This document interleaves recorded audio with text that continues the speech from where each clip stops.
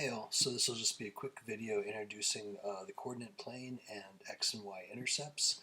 So for the coordinate plane, the axes can be labeled anything, but typically, all things being equal, the horizontal axis is often labeled the x-axis and the vertical axis is often labeled y. We can change those variables to suit our needs, but typically when we're starting off, the side to side is x and up and down is y.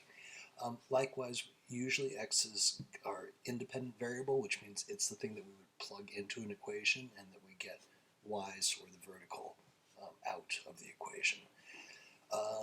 It is our x's are positive as we go to the right, negative as we go to the left, and the y coordinates are positive up and negative down. So that's kind of the basics of this.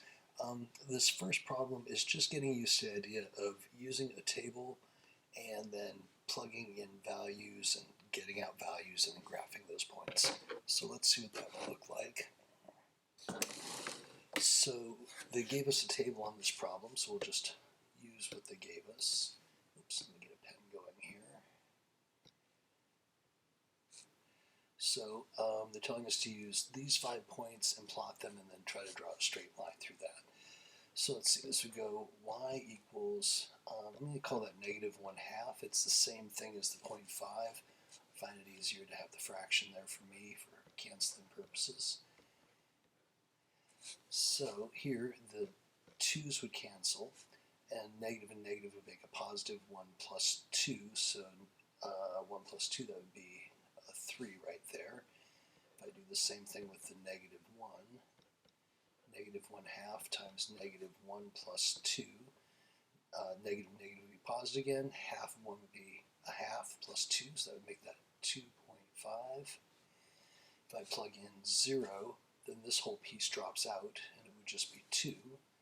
If I plug in 1, it would have negative 1/2 times 1 plus 2, so that would be negative 0.5 plus 2, so that will be about 1.5. And if we plug a 2 in there, we get negative 1/2 of 2 plus 2, so the 2's cancel, and then negative 1 plus 2 would be positive 1. And then from there, we're just going to plot these 5 points, and then on the computer, it's much easier to draw a straight line than it is in Zoom, but I'll give it a try. So when something I do when I'm graphing these points, and you'll hear me do it over and over, I'll say out loud, when x is negative 2, and I'm moving my cursor over to negative 2, then y is positive 3. So that would go right there. And I find if I say that, I don't end up inadvertently graphing 3, negative 2, or reversing my points, essentially. So when x is negative 1, y is 2.5, so that's about there. When x is 0, y is 2, so that's right there. When x is 1, y is 1.5. And when x is 2, y is 1. So for this particular question on the homework, it'll ask you to graph those 5 points, and then there'll be a tool for drawing a line. I'll attempt to draw one here. It'll probably go really badly. Not too bad. So it should look something like that. And so again, this is just to kind of get you used to evaluating an equation, plotting points in the xy plane, and that gives you just one way of graphing a line. That said, this is probably the worst way we have for graphing a line. In the next couple sections, we're going to get some that are a lot more efficient. We'll see those coming up. But for any equation, whether it doesn't have to be linear, it can be something that you don't know what it looks like, making a table and plotting points will get you there. For this next question, they're giving us the line and then asking which of these equations would produce this line. So again, once we know a little bit more, we're going to know this is a negative slope with a y-intercept here of negative 3. I think by the next section actually, but for right now we don't know that. So what I would do is I would use points and I would check them in these equations and kind of see which one would make sense. So an easy point to use is right here. When x is 0, the y is negative 3. So that's a pretty easy one to spot. So if I look at these and I let x equal 0, that's positive 3, so that's not it. If x is 0, that does come out negative 3, so that one's a possibility. if x is 0 here, this would drop out, and now they're negative 3, so that's a possibility. Here, if x was 0, comes out positive 3, so that's not it. So then let's try another point and see which one of those makes sense. I can pick any point, but I like negative 2 over here because it's easy to see.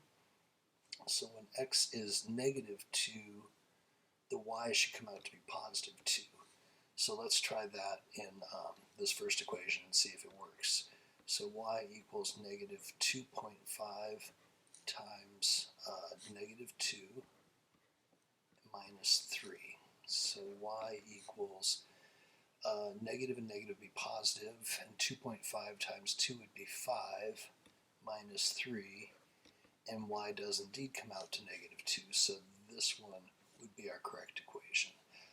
Again, as we proceed, we're going to know that this thing on the end here is going to be a y-intercept, so we can look there and see it has to be one of those two, and we can look at this in another section and know that that's our slope, and that this slope is negative, which means it would be decreasing. So we'll get some easier ways to do that, but just sort of the idea of using points and equations together is sort of more what this section's about. And then the last thing we're looking at in this section is this idea of x and y intercepts.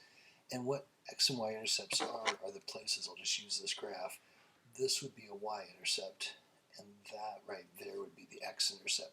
So it's the places where the function, or the line in this case, is crossing the y-axis and the x-axis. So that's our last topic for this section. And for finding x and y intercepts, this is going to apply to every function that you'll see in math. If it's going to cross the x-axis, then the y-coordinate has to be 0. It's the only way it will work. If you think about what that graph looked like,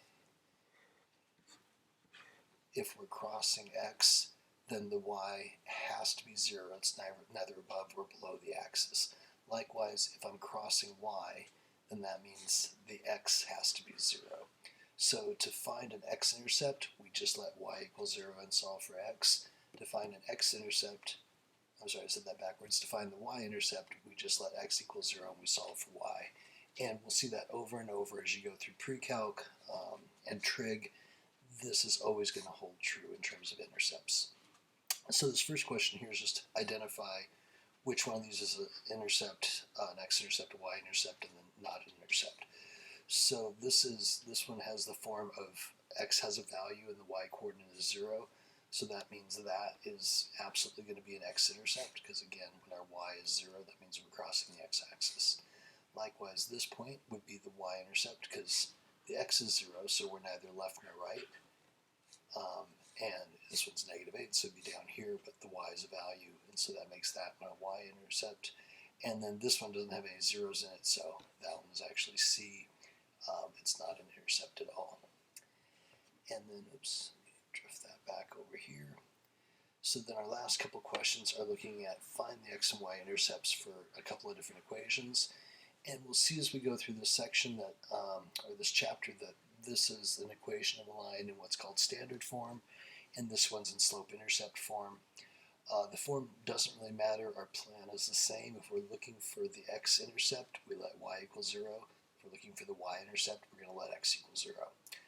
A nice way of writing that, just to kind of keep yourself organized, especially if you have to graph, is just to set yourself up a little table and remind yourself what your plan is.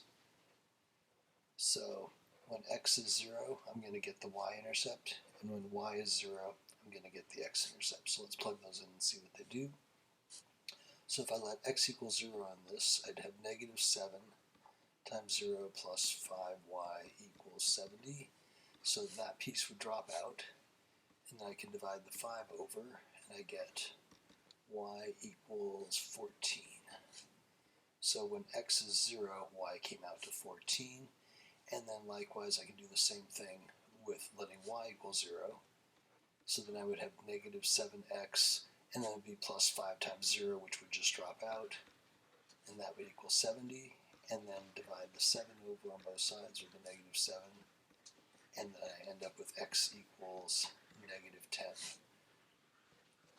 So that would be my x and y intercepts for this line. And then if I needed to graph that line, I'd be all set. I could just